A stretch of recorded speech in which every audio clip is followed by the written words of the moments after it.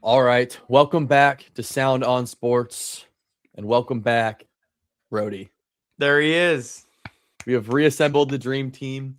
He's back from Wieners and Beer for 2 weeks straight, back from Germany. Brody, how is it? The wieners were very good.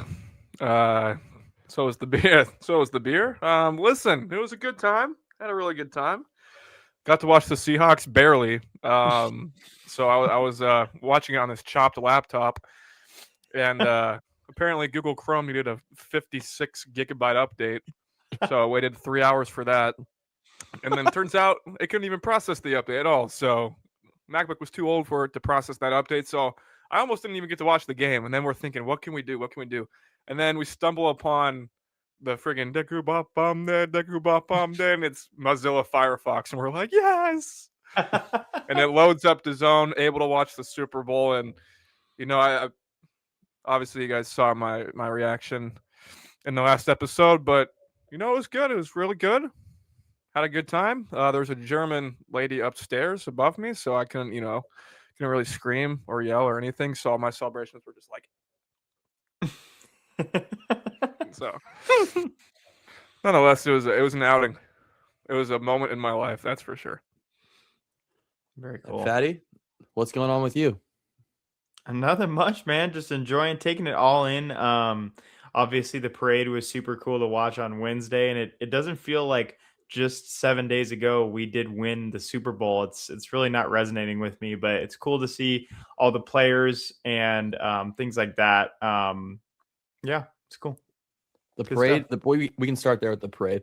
The parade seemed electric, but I think the coolest part was like how much the players really did like interact with all of Seattle. Like players were not afraid to jump off the bus and go, take shots with the fans, grab bottles with the fans, sign autographs, throw footballs with everyone. I was like, oh my gosh. You're seeing the videos of them like catching flasks from random fans, and I'm like, oh, right. Yeah, that was risky business. Risky business there, but I mean, if it shows the connection between the team and the city, I guess is one thing you could say. Sam Darnold being at the Raising Cane's meet and greet, cinema. I wish I could have gone. Sam Darnold's on like the ultimate side quest right now. Like, bro just he drove over to Disneyland, flew straight to Raising Cane, and then hopped on a freaking parade. Like, bro is he's making even more money. Like, this dude is just bringing in fans.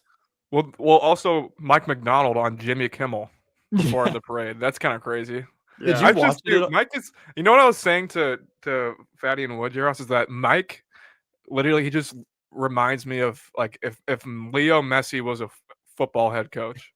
He's literally just like Mike McDonald. Like they have the same eyes, kind of. I don't know, man. To me, that seems like a perfect comparison. Like watching him on Jimmy Kimmel, I was like. Did you like the first like? The first like 2 minutes of it, he was so starstruck. He's literally just sitting there like.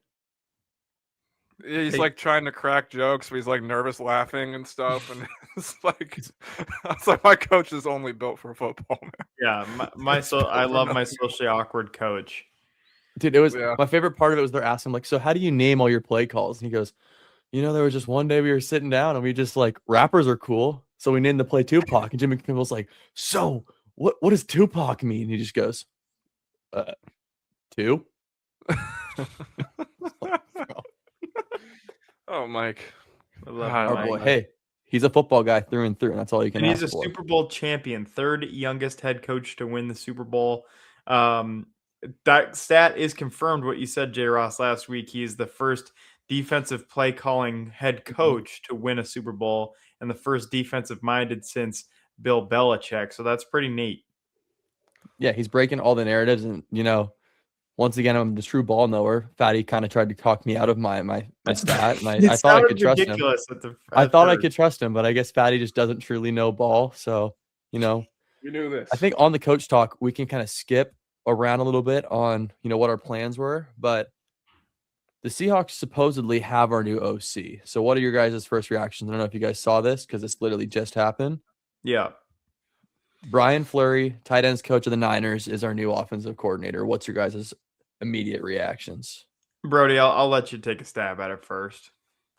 Yeah, I mean, I guess, it's hard to have like too great of an opinion just because I don't think he's ever been a coordinator I don't think he's ever called plays in the NFL. But first thing I like is that it's a guy from the Shanahan coaching tree, and it's going to be a dude that runs an offense similar to what we ran, an offense similar to what Sam's comfortable with. So right off the bat, I like that. I saw Niners fans like try and say he's like no good. I'm like, you don't even know like what his job is. Like you don't even know what he does. So like, how can you say if he's like good at what he does or not? You don't even know what his role is. But I'm a bit surprised though. It sounded like we were gonna go with somebody in house, but I ended up going with him, and all I can say is, like I said, seems to be a Shanahan guy, Shanahan tree. Hopefully, it's an offense that's similar to that, and as long as it works with Mike, then it works with me. I'm trusting Mike. He brought us to Lombardi, man. So if he wants to hire whoever, even if it's Ryan Grubb, no, you just ruined Fatty's week. You just ruined Fatty's year. Anyone but Ryan Grubb, we're good. Yes, okay, good. If it was Ryan Grubb, Fatty would legitimately like give up on the Seahawks. He'd pick another team. He'd like start rooting for like a Utah expansion team or something like that. Do you love the Seahawks coming off of a Super Bowl more than you hate Ryan Grubb? That's the question you have to decide there. Yeah. I mean, Brian Fleury was a little bit out of left field, I will say. I think it came in tandem for the Raiders when they hired our QB coach to be their offensive coordinator.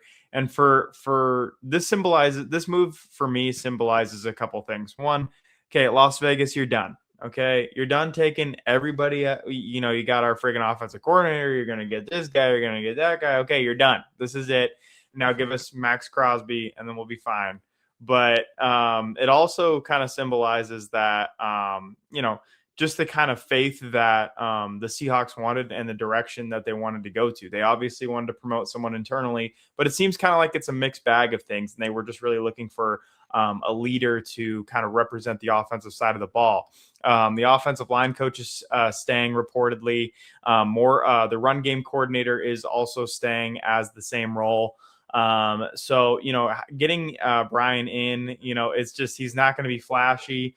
We don't really know his play call philosophy yet. But I mean, being a run game coordinator and a former defensive coordinator and quality control assistant through the NFL, I mean, him and Mike just must speak the same language there in terms of wanting to run the ball. And the biggest thing I saw, and I haven't done a ton of research, there isn't a lot to, dive into. Maybe hopefully in an introductory press conference, we get to know him a little bit better. But there was a clip that surfaced that talks about how communication is so important. So I do really think on the offensive side of the ball, it's going to be more of a team effort, differing perspectives, but still some emphasis on running the ball. So I'm excited. I wish him the best in the offensive coordinating role. It's like Seattle's 5th offensive coordinator in 6 years or something like that. So you never know what you're going to get with players progressing, regressing. Maybe he can fucking wake up Elijah Arroyo for being a 2nd rounder. So who knows? But yeah, super, super hyped. And for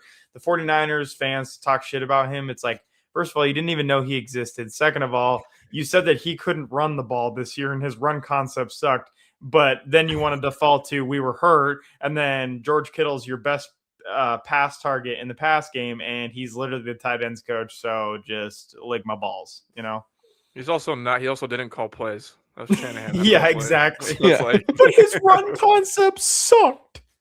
His run concept sucked. He had Brian Robinson, man. What do you want to do? Come on, man. Like, what are we doing? He also did not call plays. So we don't know if his run concept sucked or not because he literally didn't call plays. So also he is so scary looking, which is awesome to have on the coaching staff. Like that guy on the sideline. No disrespect to him, Brian. Looks like a character from Breaking Bad or something, Dude, yeah, he literally looks like he was born and raised on 4th Avenue in Seattle. So it's like, I don't know. Make sure he's wearing the right team issued gear, or he might get confused. No, that's funny that you said everyone's saying he looks like Triple H online. That one WWE fighter. It's like he's literally his introductory press conference just going to be him like jumping over the screen. It's going to have the end. Boom through a table. Time to play the game. Time to run the ball. Would be good stuff. Well, not much more. I guess we're all Super Bowl champions. I guess we'll give you one last chance, Brody. There's actually one. Anything else you want to say? Yeah, one thing on the topic of the Raiders trying to snatch everything from us. I saw people say like, "Oh, Rashid Shaheed's gonna go follow Clint. He wants to follow Clint to the Raiders." I'm like, "Did you see bro at the parade? Did you not see bro just hammered out of his mind and running up and down, just high fiving every fan? Like he's so staying. Like, He's staying, but he better not be staying for more than 10 million because I'm not paying 15 million a year for 3 years for a wide receiver 4. I don't know. It's gonna be obviously we'll dive into the offseason in the next couple episodes, but yeah, yikes. Okay, so we're officially into the offseason for the Seahawks now. I guess we'll each go around. Who are the guys we are like prioritizing re-signing on this roster? We have a couple guys that are going to be free agents. I guess they are free agents now. Fatty, who's your number one? We got to get this guy back. Well, I think now that I keep looking at it, and the offseason is going to be a tough one. It's always going to be tough retaining such a tight knit Super Bowl roster. I think my most desired move right now, and it will definitely change as we ebb and flow through free agency and the draft, is potentially offering Devin Witherspoon an extension. And I think a lot of people say extend JSN quickly, or go sign this person. They go sign. The thing about JSN is I feel like, obviously offensive player of the year, remarkable season, one of the best in Seahawk history from the wide receiver position. But I feel like his value has peaked right here, and it's only going to plateau right there. So I feel like we don't have to really rush into anything. Devin Witherspoon is a kind of guy where Mike McDonald uses him in a variety of ways to where he's going to be the hottest commodity in the defensive free agency, coming up. These guys, have a few more years under contract, but it would just be nice to kind of set the bar, make him the highest paid corner right now, because you just never know with guys like, Sauce Gardner or, Derek Stingley, the kind of contracts that they've gotten, we just don't want to, get into Seahawks don't have any bad money right now. They did have some horrible money on the books with Jamal Adams and Quandre Diggs. So they might be a little reluctant to get the extensions done, but I think one at a time. You extended Abe Lucas at the beginning of the season and then Charles Cross at the end of the year, and really just kind of honed up that on the offensive line. So I would like to see us commit to another another person on the defense. And I think Devin Witherspoon not only was the most impactful defensive player in the Super Bowl, but he has, from day one, even on a Pete Carroll coach team, he has proven to be a home run pick at number 5. So do you think like if let's say next year, not necessarily JSN wins Opoy again, but let's just say he has like 1,500 yards, 1,600 yards. Do you think like his value can increase like in the next year if he has another huge year like that? Yeah, I don't know. I'm just not a huge fan of extending guys off of one season. But I mean, but it's tough because I love JSN. Do I want to see him in Seattle forever? Yes. The reason I'm reluctant to greenlight a JSN extension right now is just because of the position that he plays. I mean, we've seen wide receivers have great career years and then kind of taper off, and all of a sudden that money is hemorrhaging the books. I mean, for example, you got to think of guys like Allen Robinson and it's like DJ Shark. They go ahead and get relative bags. They weren't max contracts, but I think that DK also Metcalf. Yeah, kind of. I guess, yeah, now that you think about it, kind of. With DK Metcalf. I mean, the Steelers giving up a second round pick and then paying him $200 million. And that's just kind of like I don't know. But I mean, I wish the best for DK. But at the same time, I think extensions are a little bit more organic and it takes 2 to tango. I think that Abe and Charles really wanted to get it done. But, Devin and JSN have to come to the table as well. So I have no doubt executive of the year, John Schneider, will get it done. So yeah, I mean, it's great. But yeah, Devin would probably be my top priority. And then as far as a free agent, I'm just going to sit back and wait because you just never know. Yeah. No, for me, since you covered the extensions, I guess for me, just a quick thing on the extensions. Like in my opinion, like let's just say JSN has like a 1,300 yard season, assuming he's fully healthy, right? And it's statistical drop off. I don't think that'll necessarily like decrease his value or anything. I still think we'll have to pay him, upper echelon wide receiver money. So even if it got done now, it wouldn't be like I wouldn't be like mad obviously about it. Like I wouldn't either. Yeah. But for me, the free agents, I mean, obviously, like you're gonna want to see if you can bring back Kenneth Walker. We're gonna have to see what that money's looking like because, as much as he was huge in this playoff run, we don't win the Super Bowl without him. Guys, I mean, you'd be surprised at what the top running backs are making. Like Jonathan Taylor makes like 14 million a year. Saquon makes 20 million a year. CMC is like 19 million a year. Derrick Henry's like 15 million a year. And as much as we love Kenneth, like I don't think he's, Jonathan Taylor or Saquon or these. I mean, that's the only thing for me. I don't want to overpay running back too much, but I still would like to bring him back. I mean, if it's like a 3-year, 40-something million and there's like an out in the contract somewhere, not the worst thing in the world because he is still young. Like he came in the league very young, and it's not like he's gotten a whole lot of carries. So I don't have any, concerns that he wouldn't hold up for us. But other than that, I think because of the fact I think Tariq Woolen's probably going to sign elsewhere. I do think because I believe Josh Jobe is also a free agent, and Josh Jobe was very good this year, and I don't expect him to be a whole lot of money, so I would like to bring him back just so we're not like getting a whole entire new secondary going into next year. Yeah. He to me he is important part of the team, important part of the secondary, and if we're gonna let Reek go, then I would still like to bring back Josh Jobe. Shaheed, of course, but I think those two for me, Walker and Jobe, are probably my biggest priorities, I would say. One thing that me and Fatty talked about a bit last week, Brody, when you weren't here, was one thing that scares me about Kenneth Walker is the idea of giving him money compared to those guys that you said. All those guys you listed off are legit bell cow backs. Like they're reliable, don't necessarily get hurt, and they get all the carries. And I think this little playoff run is kind of switching the narrative a little bit on K9, which I still love the guy, but it's just a fact he's injury prone. And it scares me. Like, I don't know if with that injury history, I'm comfortable paying him money compared to those guys. And that's also what would make me sad. I said it last week. I'm scared a team like the Titans are going to go offer him a bag, give him every carry, and then he's going to play 4 games a year. Yeah.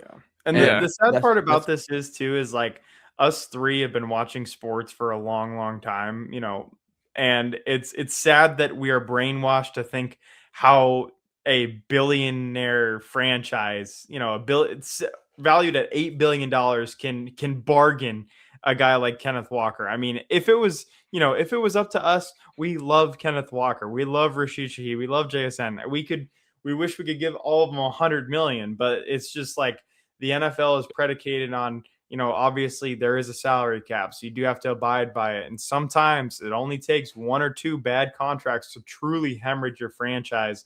So yeah, I hate that I have to be so conservative about, the Seahawks and the Mariners and be under budget or whatever. But the fact of the matter is, yeah, I wish we could just, go through like Madden and just be like, yep. But unfortunately, there's going to be some guys to go. And yeah, Tariq, see you later, buddy. Yeah. Well, that I don't feel bad about. He's going to like Carolina for like 75 million. He left. He almost screwed the Seahawks out of a Super Bowl. Thankfully, we won. We got him a ring. Well, let's back it up because deadline. Let's back it up too because he was the one who yapped enough to get us, nearly cost us the Rams game.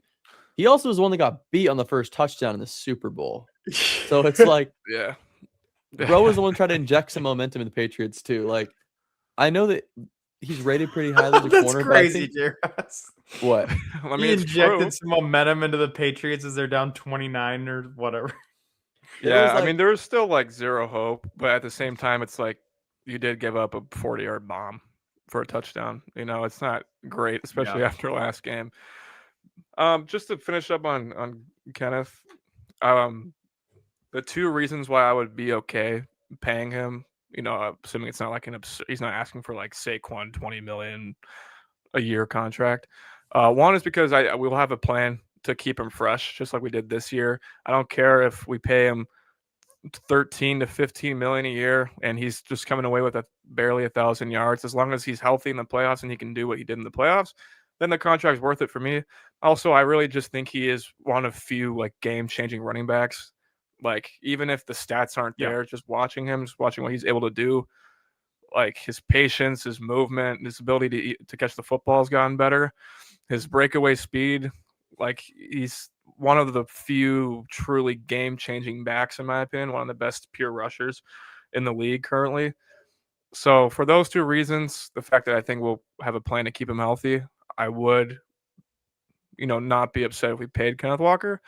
But I could also see, it's a salary cap league, obviously, and in running back, you more often than not is probably the most replaceable position, if we're being honest. So we could go out and, maybe for $4 or $5 million a year less, we pay like Brees Hall or something, or we go draft one. There's a lot of options we could do there, but I would be happy if we could bring back Kenneth. Last thing I'm going to say. Go ahead, Jaros. Can we cut it out with the rumoring him to the Chiefs? Because it might happen. Please. No, might happen. Stop it. If you're all the BS of Chiefs, him going to the Chiefs, Kyle Pitts going to the Chiefs, and the Chiefs being dynasty again, knock it off. Yeah, but the Chiefs are in a good place to maybe pick Jeremiah Love, though. They are what, 9th or something. Yeah, picking 9th, I think. So there's they're in a a mock good place of him going 3rd, by the way. Jeremiah Love, which is just crazy.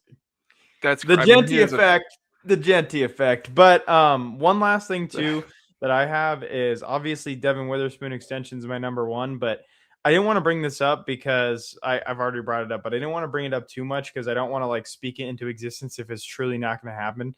But if John Schneider could get Max Crosby and not necessarily overpay, I don't know what the package would look like. That to me would be like, okay, pause the extensions. We're running it back this year, fellas. And I think everyone would be happy with it, man. You add Max Crosby to this defensive line. Holy shit. I mean, 17-0. 17-0 for sure. I mean, geez Louise, man. Offense stays on par with what they're doing. I don't think people score on Seattle. But then again, it could easily be like a Jimmy Graham acquisition. We don't know how to use him, but I feel like Mike McDonald could utilize. Yeah, bro. It's not like Pete Carroll acquiring Jimmy Graham and being like, well, what do I do? Sheldon Richardson. It's Mike McDonald's sharpest defensive mind. He's probably one of the sharpest defensive minds we've ever seen, and he's not even 40 years old, second-year coaching. Right. I have no concerns that he will fail to use Max and Crosby the right way. All that matters to me is what we're giving up, because I've been seeing some crazy like 2 first-round picks, Derek Hall, and some like it's gone down. We won a Super Bowl with. Keep in mind, we won a Super Bowl without Max Crosby, so it's not like it's not like we're a piece away from winning. We won the whole damn thing. But it might be the piece that keeps us on par for a repeat. That's all I'm saying. It's hard to repeat. Like, it's something that I would do if the price is right. Yeah. I don't want to completely, because if it's like 2 first-round picks, another pick, and a starter, it's scary to give up that much draft capital with how electric we've been at drafting recently. Like, it's scary to give up that. We gave up a 2nd-round pick for Leonard Williams, man, and back then I was shaking my head because we were in no shape to compete. And that was something I said, wow, we got screwed on that trade. And it turned out to be just fine. So that's why John Schneider is John Schneider, and we're filming podcasts. If we could trade a 2nd-round pick for Max, then hey, let's do it. Just a second. Yeah, sure. Yeah. Come on, this is Madden, right? Come on. All right. Well, I think that's enough talk for the Hawks, even though I think we could talk about the Hawks all day. I think it's time to move on. We'll just mention them quick because obviously they're not playing right now, but shout out the Kraken. Big outing for all the boys over in Italy right now. Grubauer, good first game. Game 2, didn't play game 3. Capo 2 goals, playing against Italy, which is the equivalent to playing against the Silvertips backups. Damn. Also, wait, real quick. Dude. Hey, their goalie had 11 saves or 51 saves. I'm not. I have not their goalie for 11 saves. Okay, so I don't follow the NHL Kraken anything, so of course I'm not watching the Olympics. But I did walk in, and my dad did tell me this fun fact. I wanted to verify with you if it's true. Did one of the teams, Germany, I think it was, lose to like Latvia, who have like 0 NHL players or something like that, and only 5 college dudes, and like I can look at Latvia. Definitely has I don't know if it NHL was players. Latvia. For some country, apparently it's like some country with no professionals and only like 5 college guys against a team of practically all NHL players, and they won like 4-3 or something like that. Bro, I we don't need to think get that the any. Italians on the ice then, man. I know they have Italian ice, but that's just a freaking dessert, man. I don't think there's any of the teams that don't have any NHL players at all. Because Latvia, both their goalies play in the NHL. I know that for a fact because Shilovs and Merzlikins, and they won My dad today. fell for CNN. You got bobbed. That might be if that's true. I'll look it up and then shout out Bob. But we might have got bobbed. We might have got bobbed. Per Bob. But last, Oscar Fisker Molgard, he's fourth line guy for the Kraken. He scored in the first game of the tournament. Sadly, it was on Grubauer. But so up the boys. Joey DeCourt should be there. Yeah, but Grubauer's an op when it comes to the Olympics, though, so that's okay. Right. True. Yeah. But DeCourt should be there. Jeremy Swayman sucks. So that's all I'm gonna say about that. The most golden chirp of all time came in the Olympics. When Jay Ross, you're gonna kill me because I just saw it, but I don't remember the names. But he chirped his fellow countryman over at the NHL and said, "Always the bridesmaid and never the bride." That's fucking crazy. I think wasn't that what Kachuk didn't Kachuk say that to Draisaitl? I think that's exactly what it was. Yeah, he goes, "Oh, Leon, always the bridesmaid, never the bride." That is like 80s NBA trash talk. Like, I fucking love it. Brody. That's funny, you don't, man. I recommend you watch if the next USA game, because we're gonna play Sweden or Canada. Watch that game and just watch 19 and watch 7 on USA. Sure. Sorry, this is not are those Seattle gonna talk. be during the day, or are those in like primetime slots for America? I don't know, to be honest. All I know is that the gold medal game's on a weekend, so thank goodness. So nonetheless, let's move back to Seattle, what we talk about. It's time. Sorry, Fatty, you might have to hop in the back seat for a little bit. You can go get your popcorn. Go get your DC. Brody, we're back. The fellas are back. Seattle Sounders start this weekend, Sunday night, at home against the Rapids. How are you feeling, Brody? Mixed bag here. Mixed bag, because obviously the window was okay. I mean, you didn't have to log off completely. I'll be right. I'll be right back. I do have to pee, but just keep going. I'll be right back. We're keeping this in here, boys. All right. That's well, crazy. Okay. That shows. Let's keep going. Okay. Well, I'll take over real quick. Sorry to cut you off. So last year, obviously, we won Leagues Cup 3-0 at home against Miami. We lost in 3 games in round 1 against Minnesota. And it low-key feels like so long ago, but I forget that loss to Cruz Azul in the CCC was last season. That feels like generations ago, does it not? Yeah, it does. It does a little bit. I think it's also because of you were talking about the loss, right? The CCL loss. Yeah, I think it's because we whooped them so bad that it's like that kind of left my memory. So it's like, yeah, we played them before and we whooped their ass. I remember that. I completely forgot, like the Areola ACL game. I completely forgot that was last year. So that slipped my mind. But other notes outside that, you haven't been back since Obed got sold. Yeah. And so obviously should we touch on that real quick, or we can talk about it. Why not? Ball's free. Yeah. Fatty's out taking a whiz, so we can just yap all we want.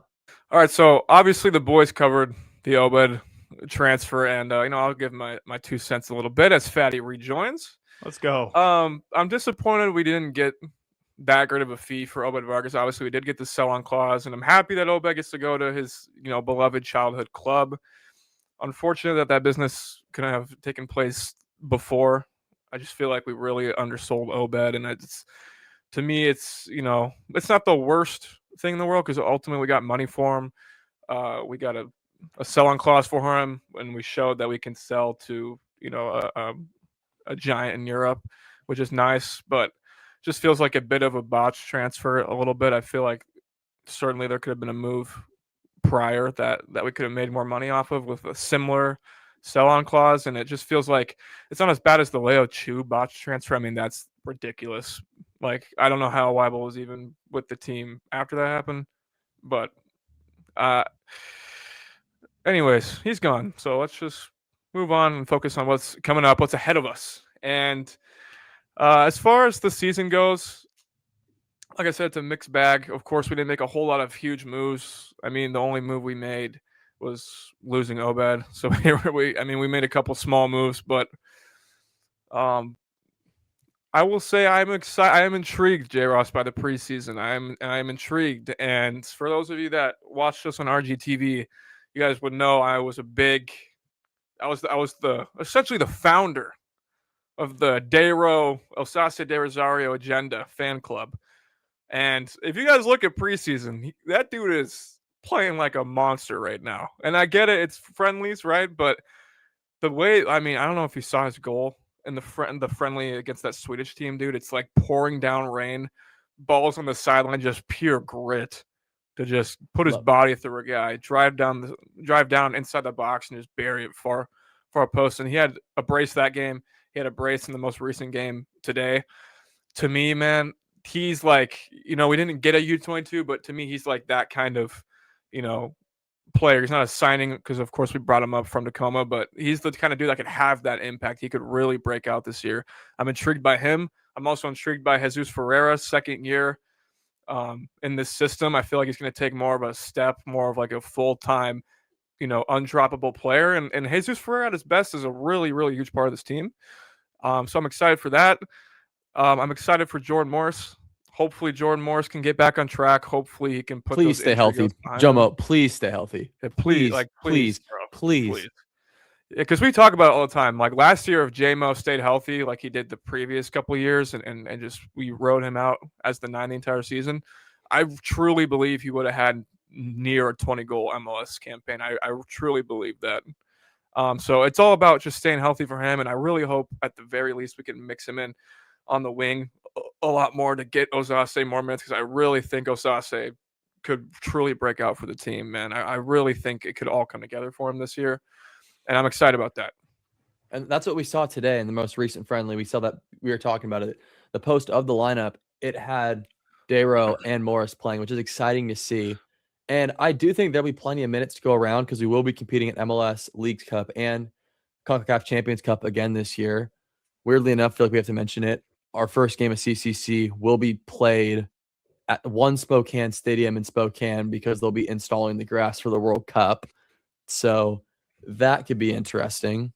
But outside of that, you mentioned our biggest sale, our biggest transfer was that Obed sale. We did bring in Hassani Dotson, U22 Nikola Pekovic, and then Ryan Saylor. And then new model. Let's go. I feel like it has to be mentioned too. Ariola is basically a new signing.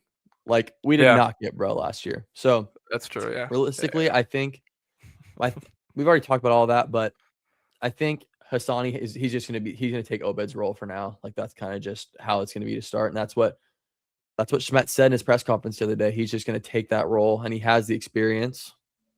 But what's also intriguing is he also mentioned moving Rusnak back to the pivot as well. Dude, please don't. I'm sorry. I don't want that to happen. I really don't. Is that not what we did when we missed the playoffs? Is that not the one time we missed the playoffs? It's exactly what we did, except we didn't have a, not prime JP, but still a very good JP next to him. We had that too. No, because he had to move back because JP tore his ACL. That's why he had to drop back. He had to drop deeper, wasn't it? They were starting together. They were starting together at the start at least. Yeah, but then JP tore his ACL in that CONCACAF championship, and then Rusnak would have to play deeper because we didn't have a true backup plan. And now we're kind of in the same spot where we sold Obed, and now we don't have a true backup plan. So yeah, regardless, I don't want to see Rusnak drop back. If he does, then it's probably going to result in Ferreira being the 10, and then Morris, Rothrock, some sort of combination on the wings. I don't want that from my ball club. I really don't. That just scares me. Dude, I really do not. The amount of times the Sounders, especially, I can just visualize us at home. We dominate the ball Sounders way, kind of a boring game. And that just sets us up for a counterattack. Because at least we knew with Obed, like it's not what he's known for, but there's plenty of clips of him with his recovery run, making a random clutch slide tackle. Obviously Roldan has that in his bag too. But Albert ain't moving. We're not going to get that from Rusnak. And I don't expect it from him. I won't even be mad. No, If that's not we get countered and Albert's 50 yards up the field, I'm like, what did you expect? I can't even be mad at you, dude. You're 80 years old essentially, and you already can't move, and now we're playing you in a box to box position. Crazy. I honestly I'm okay because Christian is there, and Christian is Christian. He's gonna be solid. Whoever plays next to him will be fine. I do suspect though, we do have to mention today just came out that Reed Baker Whiting was traded to Nashville for I think $800K plus something maybe. Yeah, frees up a U22 spot. Frees up a U22 spot, so that's nice because I believe he got extended as U22 last September. So that's interesting. What do you make of that? Because we just extended him just to trade I'm okay him. with it. I'm okay with it. The Sounders are just stashing allocation money all of a sudden. We're trading our international spots. Here you go. Here you go. Selling Reed. Like, we're just loading up our bank account. That's strange. Wait, I don't mean to cut you off, but now that you just brought that up, we're stashing all this GAM with no international spots. Yeah. So it's like, are we gonna make a move for like who's an American star in this league that we can make a move for? I don't know what the Sounders' plan is. Maybe maybe the Sounders will go back to their roots and we'll get a big summer signing and we'll all be happy. But oh god. I mean, if we trade for an international roster spot, then I'll delude myself into thinking that this could potentially be the case. You know what I was cooking up in my brain? Okay. This is not going out of the season. There'll be quick tangent. We'll go back. Rusnak's off the books after this year. Let's say Jesus Ferreira has a crazy year. Rusnak no longer a DP. Ferreira's our 10. We have a DP spot. Cash was our thing. We go and splash on Pitar Musa from Dallas. Just visualize how sick that would be. I just convinced myself that we can do that after this year. And I maybe want to not watch this year and just watch next year. That would be so sick. And then it just comes down to we would have to send a winger, I guess. We would put Morris out wide again. Just say bye to De La Vega and figure it out. But nonetheless, one more concern I have. Our friendly today, we beat Louisville City. Did you see their one goal? I did not. Did not see it. Was a corner kick. It was a corner kick.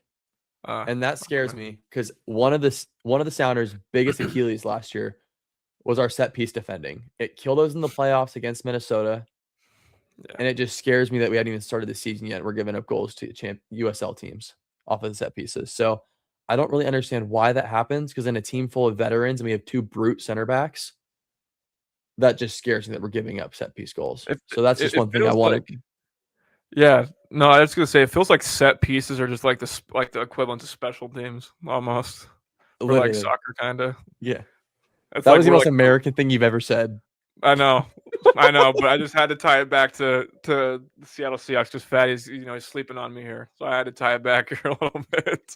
But I right now, to be honest, I just followed the Sounders on Instagram, so let's fucking go. But also, I'm looking at their schedule. Wait, really? A corner goal? I gotta check this shit out. I'm looking at their schedule, just looking ahead. I'm seeing an October 17th home game and an October 28th home game. We're gonna have to change those, okay? Because we're gonna be a little busy in Seattle during those times. So if we're gonna get those adjusted, also did not know Montreal had a team. Hell yeah. The least relevant team in the MLS, I'll say that. So I feel like half the league I feel like half the league sees Montreal on their schedule and they're like, oh, they're still there. That's cool. Nice. Have they been a team forever? What is their team name? They used to be Montreal Impact. Yeah. I don't even know if they're called that anymore. No. They're called CF Montreal, maybe?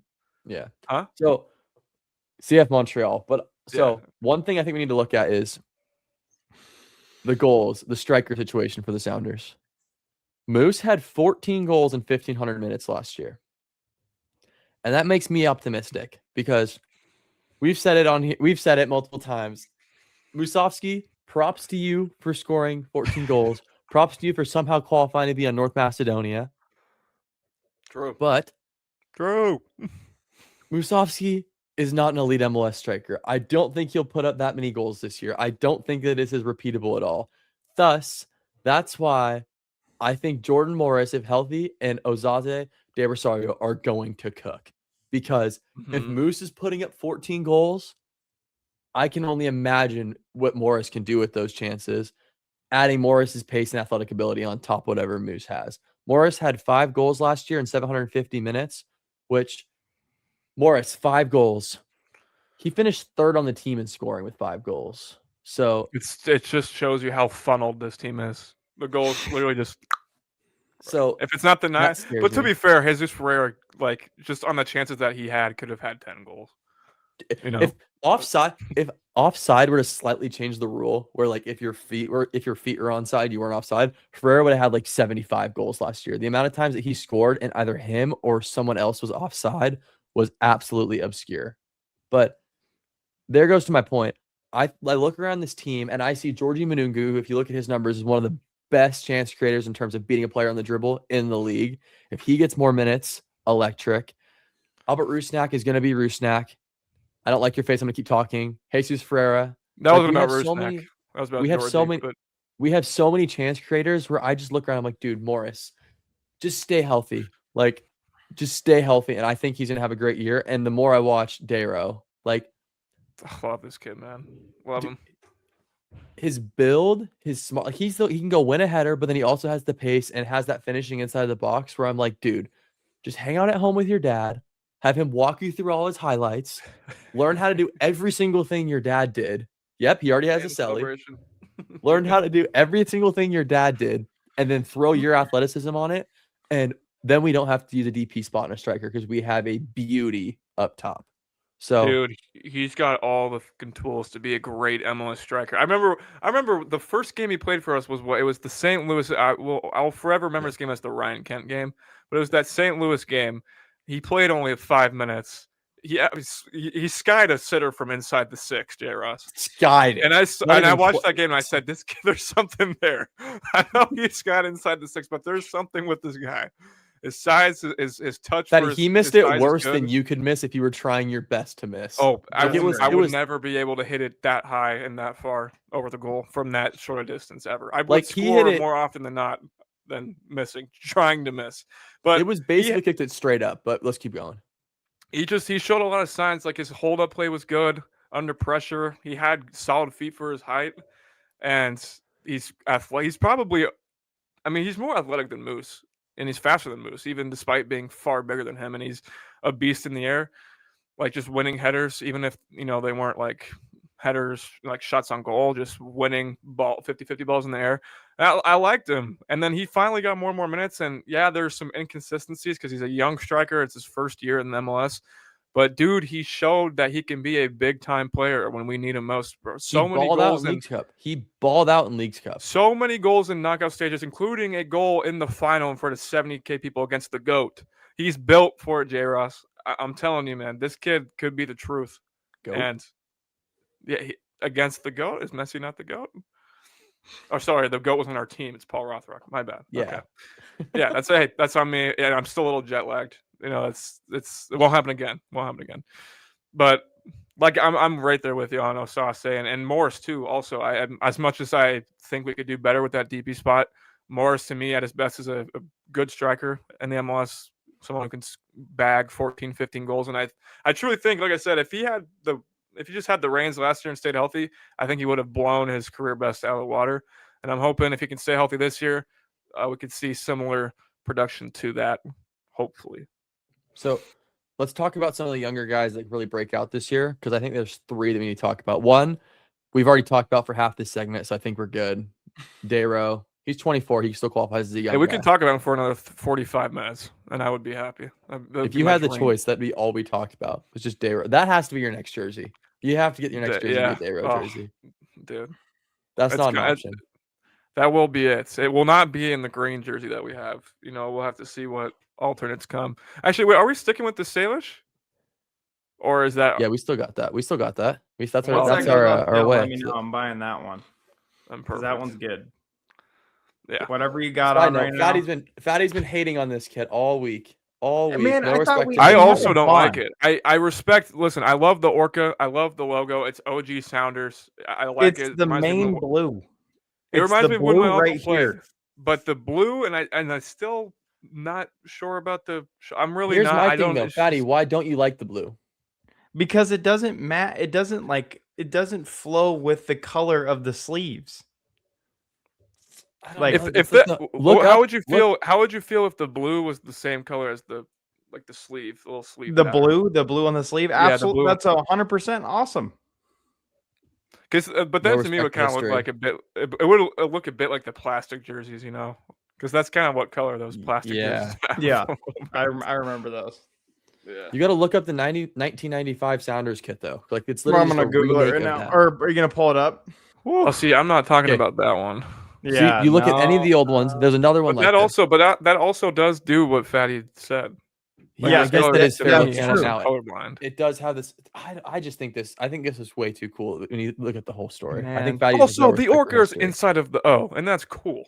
Yeah, that is fair. That is fair. This O that's actually cool. I'm not joking. I actually like that. I think I don't like the orange. I don't like the MLS in the 90s for sure. Like, that's more of like an indoor soccer kit. Yeah, I mean that was pre MLS for us, Fatty. Way pre MLS, but I mean MLS in the 90s also had a team called the Tampa Bay Mutiny, and the owner didn't know what mutiny meant. He just thought mutants were cool. Like that was the whole story. He didn't know what the name of his franchise was, which is kind of just peak original MLS. But going back to what we were talking about, just throwing some shit together. League. Yeah. Let Georgie play. Are we all in agreement here? Let Georgie play. Dude, that's where when you brought him up, I'm like, oh, I just don't see him getting the minutes, man. I really don't. You got to factor in Rothrock just got paid. They're obviously not going to just make him a bench player. And then, like you said, Paul Arriola is basically new signing. Peppo's going to come back. Morris is getting experimented with on the wing. It's just seems like Georgie's getting pushed out. And let Georgie play, please. Not to mention Ferrero, who's going to play the bulk of the minutes on the right. Like, it's just like, where does Georgie fit in all this? I don't see. I don't care where. Just let him play, dude. No, of course. If I had my ideal world, plug your ears, Thunder fans. Rothrock, you can walk, okay. And then I would have Georgie and Arriola on that side, with obviously Peppo being the guy when he's there. But we're not going to get that. We're not going to get a Georgie breakout here. I don't think it's going to happen here. It's sad. It's sad. And I know I was one that was skeptical of Georgie at the beginning because I'm like, he's talented and whatnot, but that end product is really, really bad. And it seems to be getting better regardless of having like very little minutes. If we just let him get a full season under his belt, like he really has that potential to be like a dynamic winger in this league, like a top winger. Dude, you watch him. I mean, he clearly has the end product, that goal in the League's Cup, that banger. Like, dude, it's gotten so much better.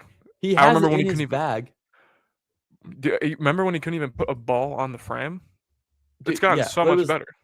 It was like the running joke, like, dude, please just go kick a soccer ball against the wall 1,000 times a day. Like, it's proven, like, if you let him play, give him the minutes, like, he's already developed so much. Like, I legitimately trust him now. Like, you can see it. When he beats a guy now, he genuinely takes that half second to look up and find someone. When he first broke through, he would beat someone, and he would either dribble out of bounds, or he would aimlessly kick it in, and it would most likely go out of bounds. He's already gotten away from that. It kind of gives me the vibes of not the same realm. But you remember when Nuhu first broke through?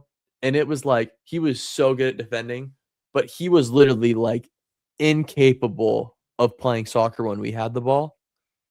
And now, is Nuhu great going forward? No, but he gets the job done, right? Like, if we can just put effort into Georgie. Assist in the preseason, by the way. But if we can just put the effort we did into Nuhu into Georgie, dude, there's no reason why we can't turn this guy into a legit star. And who knows, sell him somewhere else. I mean, we're already getting a $2 million offer for him. Imagine if we give him let's look, checks notes. He played 720 MLS minutes last year. Imagine if he has as many minutes as Moose did this year. The production this guy could have. Like, please. MLS defenders cannot keep up with this guy. He doesn't have to do a skill move. So let's just explore this. What is it going to take for Georgia to actually get more minutes? Because for me, I heard murmurs about Rothrock potentially playing, outside back. Reed Bigger Whiting did move. Maybe that's a real thing. Maybe it's not. I highly doubt it is. But it would have to take Rothrock going back there. It would have to take Arriola just not being that good anymore. It would have to take Peppo obviously he'll. I mean, Pepe will be out for a few months, so there is technically a window. It's gonna have to take a lot to go right for Georgia to see and of course this is banking on him like being undeniable as well. So a lot would have to break right for him to really be here. But please happen. That's all I ask. Just please happen. So, and last thing, the fact we haven't mentioned him, we have to mention this before we do our bold predictions. Snyder Brunell. The Sounders have been hyping this guy up. U.S. Youth National Team fans have been hyping him up. There is a pathway for the Sounders trying to turn him into the next Obed. And so, I mean, Bro scored 2 goals in his first 2 MLS games last year. Mm-hmm. The door's open now. No longer he has to play right wing. Like, there is a pathway for this guy. All the way open. It's all the way open. Probably the least crowded position you could argue on the team. Which is crazy, by the way. Because, like, 18 months ago, is that time that math kind of maths, but not that long ago, it was like, oh, we got JP, oh, we got Roldan, oh, we got Obed, we got Atencio, we got Leyva. One guy I just said is still there. Of that whole list, one guy is still there. That's crazy, dude. That's actually crazy. The one thing it proves, though, is the Sounders are willing to do what it takes to make pathways for the academy and the Defiance guys to get into the team. So for sure. Yeah, and Snyder, to me, like, just the short amount of minutes we watched him play really has that like two-way ability. Like, I mean, we'll have to see it. We'll have to see a full sample size of how he is defensively. It's probably something he'll just have to grow into, like Obed. When Obed first started, I mean, he wasn't great defensively. You could tell he was talented. You could tell he was a good dribbler on the ball. He was a smart player, but defensively, it's not like it was all the way there yet. That's something that'll grow into his game. But the fact that we've already seen him, not just be usable on offense, but just be like an actual impact player, like making good passes, scoring goals. Obviously, we don't want to see him on the right side of the field. Like, please, dear God, set the kid up for success. Like, let's not put him in an already crowded position. It's all there for the taking for him, J. Ross. It really is. It's not going to the competition will not be this open as it is right now. I think I don't know if he'll be Obed, but I also didn't know that Obed would turn to Obed when he first broke through, right?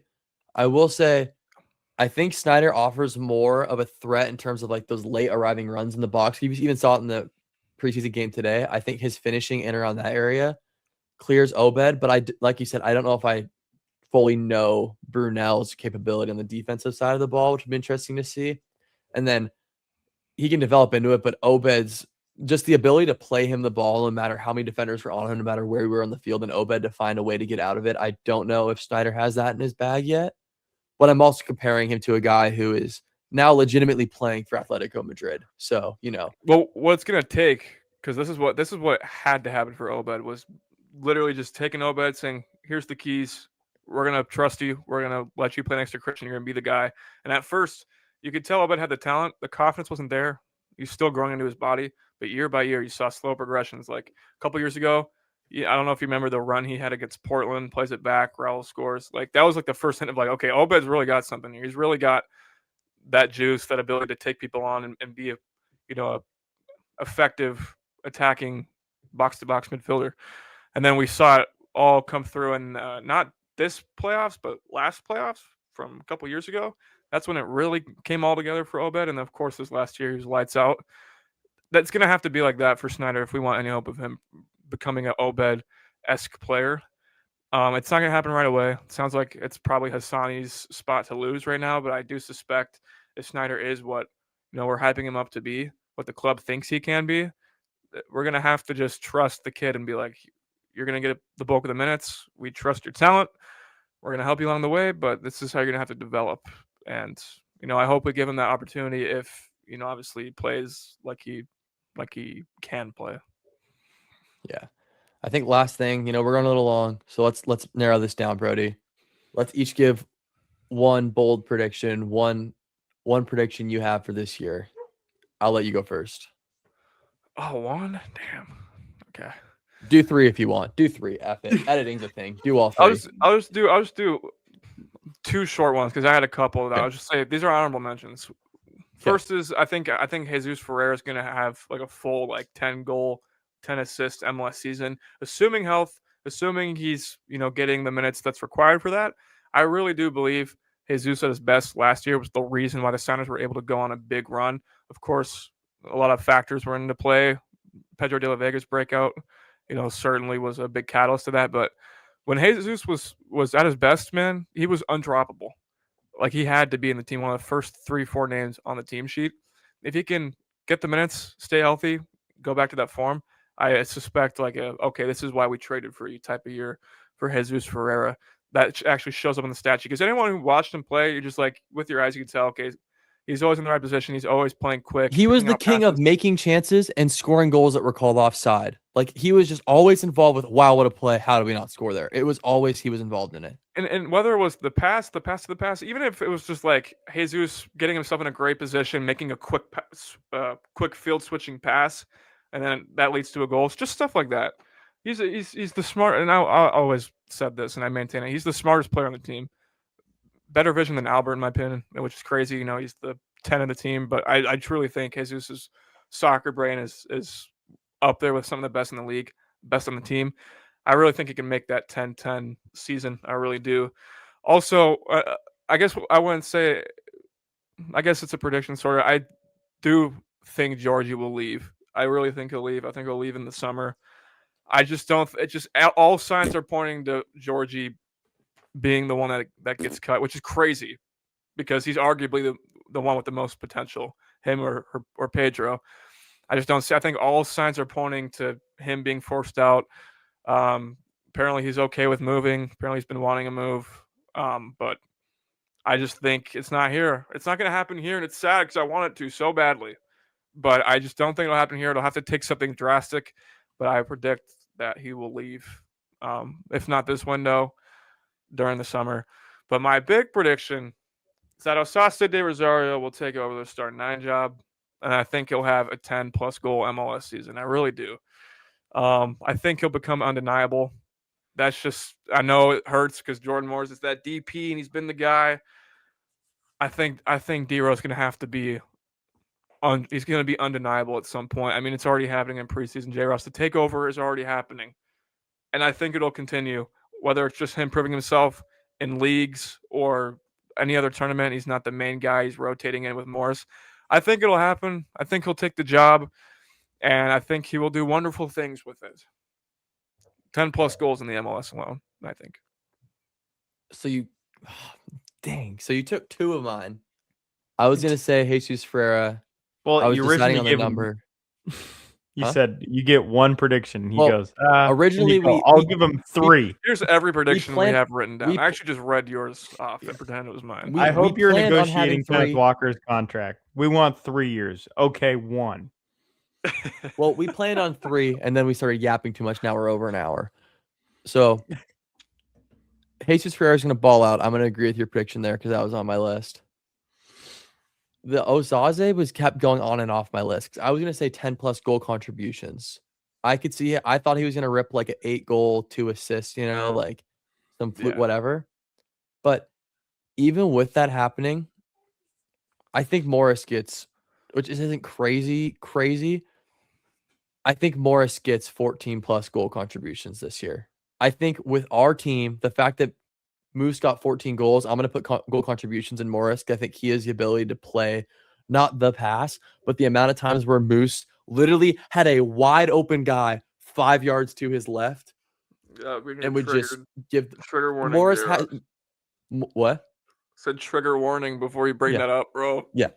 The most mad I've ever seen Brody was after. I know the plan. I don't remember what game I know it was. exactly the play. I can't tell you what team. I can't tell you anything about it. I just see it in my brain, and it's seared into my brain where he was on the field and exactly what happened, or lack thereof, actually. Was it Minnesota? Was it in the playoffs? Why do I kind of think it was one of the playoffs? I don't think so, because I would have been even more pissed, I think. Or was that no? I can't remember. I feel like it was either that or the Timbers game that was on the same night as the Mariners playoff game. No, it might have been the Timbers game, bro. It might have been a Timbers game. That's ringing a bell for me. That's ringing a bell for me.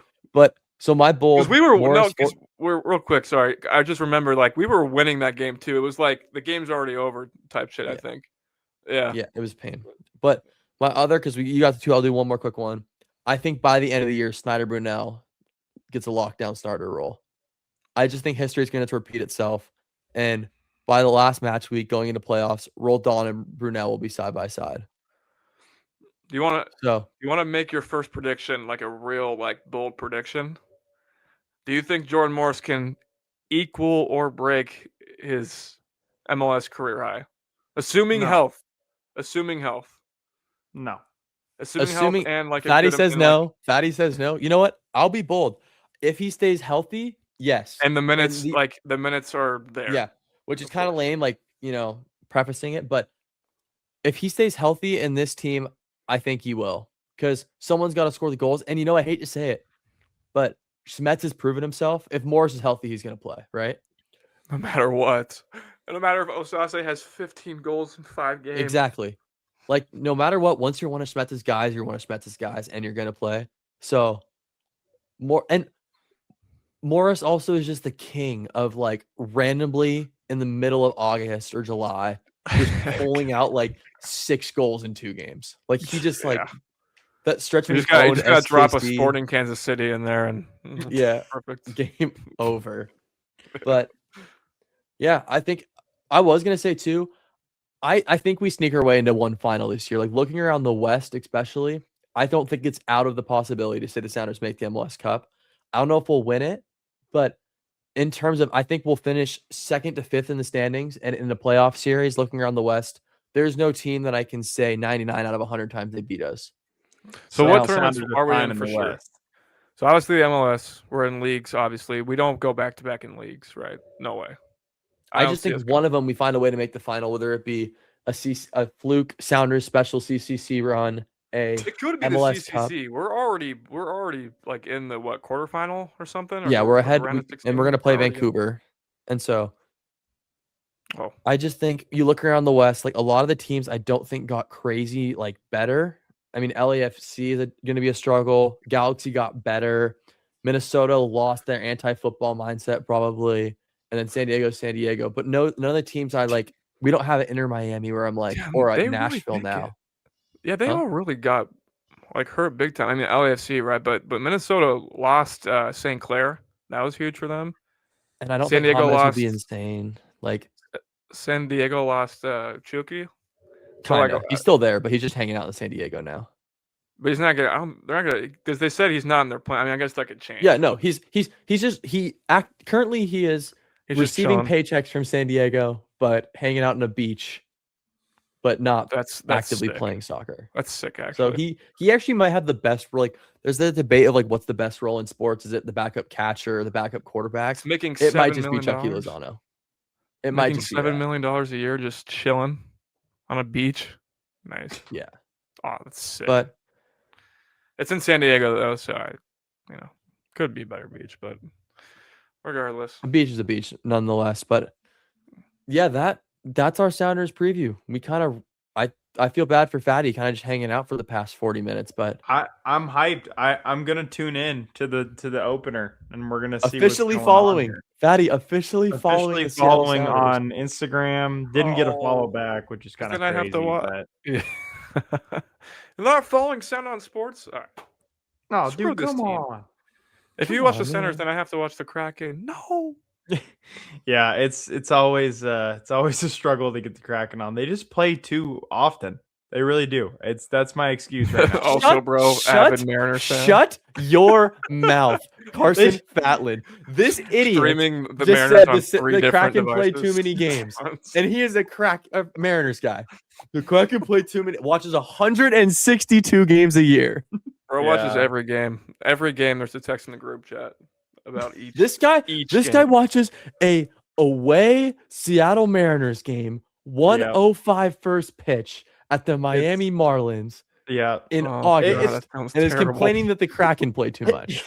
They just for them to be my like tri-terry, I don't know, like third priority sports team, they do play a lot, and it's just a lot. I was just telling my girlfriend, like, the Seahawks going into February doesn't give me enough time to like kind of like relax before Mariners come up, and especially because I'm like hell bent on watching the US team in the Classic. So it's like, yeah, we're getting to the point where I guess this is just the effects of Title Town. We're just gonna be like, it's you need to fix your mindset. You don't see Bruins, Title you don't see Town. Boston fans complaining about any of this, right? That's true. I know.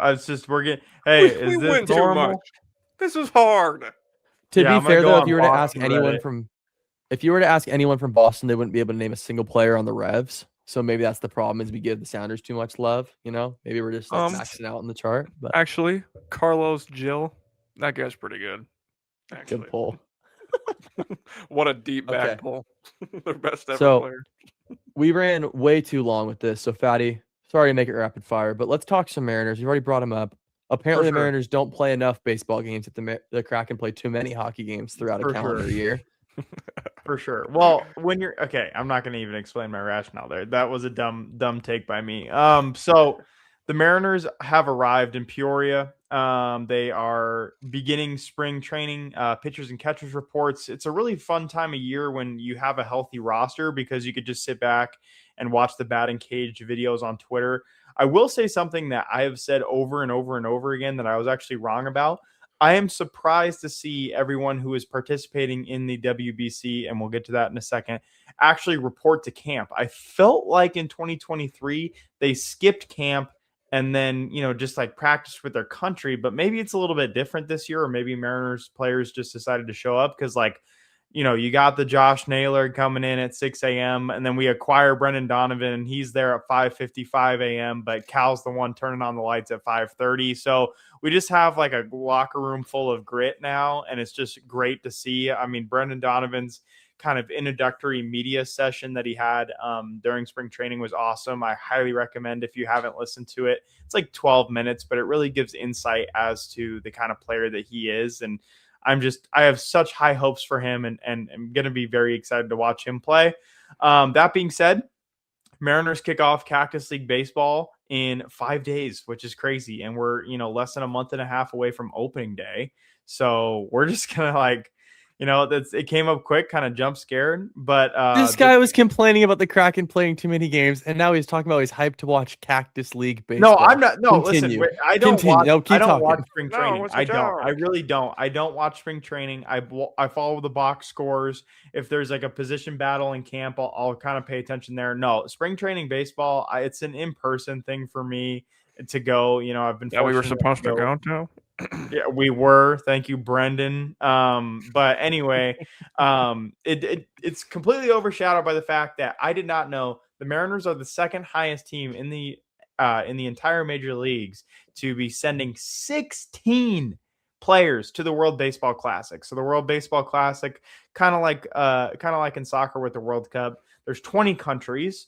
And they play round robin in 4 pools. And yeah, the Mariners have 8 major leaguers and 8 minor leaguers performing for their respective countries. You have the 2 guys at the U.S., Cal and Gabe Spire, ? Julio Rodriguez for the Dominican Republic, and then Andres Munoz and Randy are in Mexico. Josh Naylor is the lone Canadian.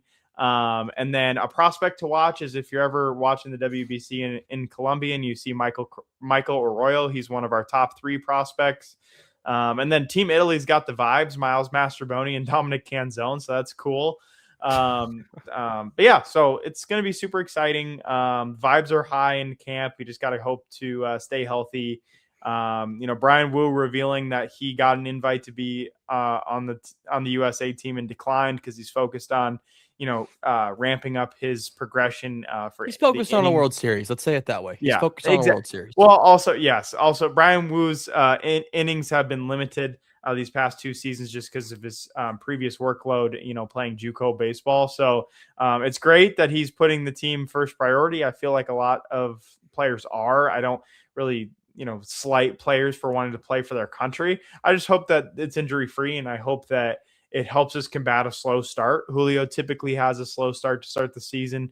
Randy is in that case as well. So we just need to, stay healthy, avoid the injuries, and it's going to be a lot of fun to watch. I'm very, very excited to watch the U.S. team hopefully raise the trophy once again. Is it a bad take that I for some reason thought Mastrobuoni left? Like once he's just hanging, he's hanging around. I thought he went somewhere else. For some reason in my brain, I thought he went to like maybe you're thinking Rangers of or something like that. Maybe you're thinking of terrorist Dylan Moore, and he is thankfully gone.